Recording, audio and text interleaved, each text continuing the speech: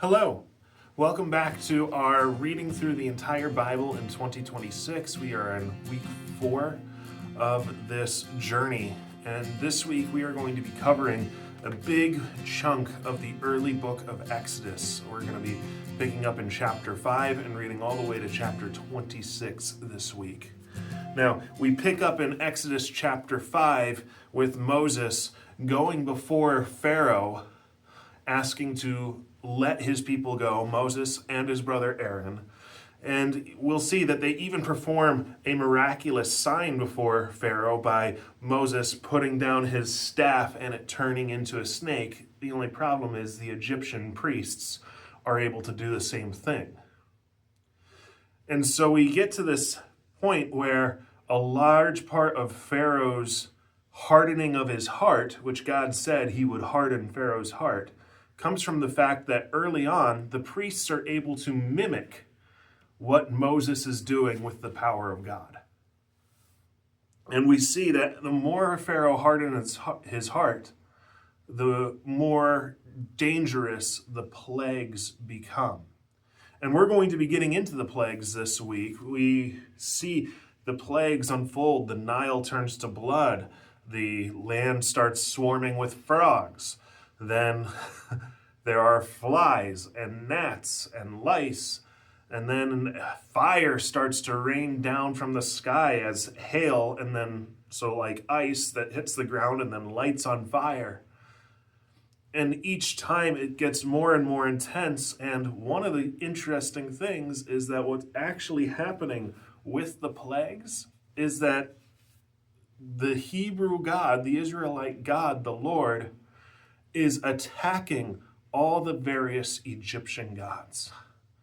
And so we'll be in the plagues for a couple of days, and then we'll get to chapter 10 and chapter 11, where all of a sudden there is a last final plague threatened after God has already turned the Nile to blood, sent thousands upon thousands of frogs, and then lice and gnats and fire from the sky and locusts eating all the food and the livestock dying and people getting sick with boils, and then even the sun being put out, which, if you know Egyptian mythology, the sun god is the highest god.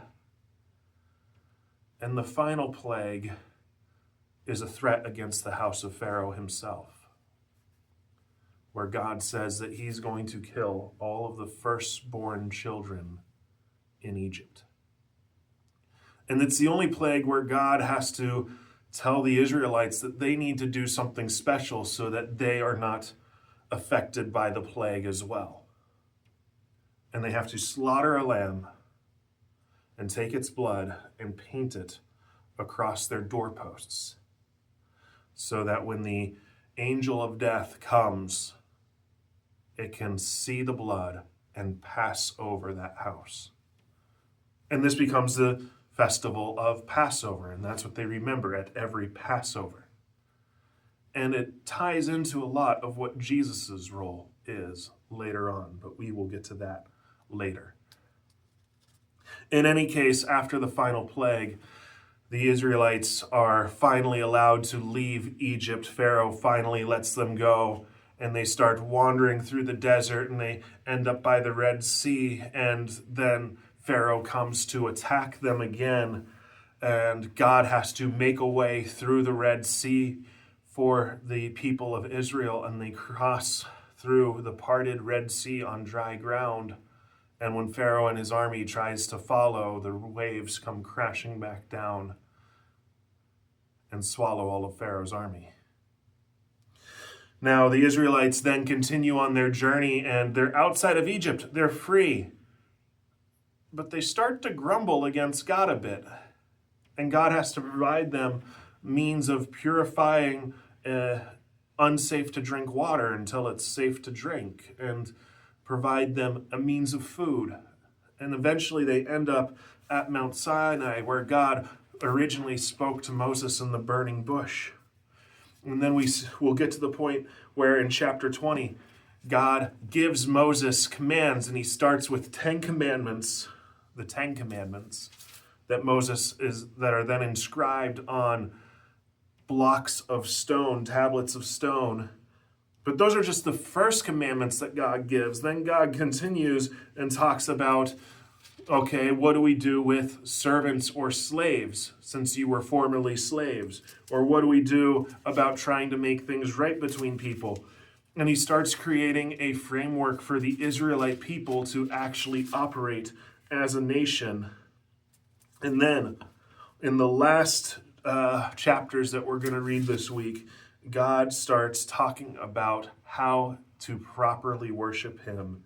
And he has them make he describes items that he wants to have in his tabernacle, his mobile temple, so to speak, and how these objects are going to be used to worship him. Now, he just starts giving the patterns where we're at, and by the time we hit chapter 26, he's describing the tabernacle itself, and next week we'll continue with the rest of the things that need to be made for the worship of God.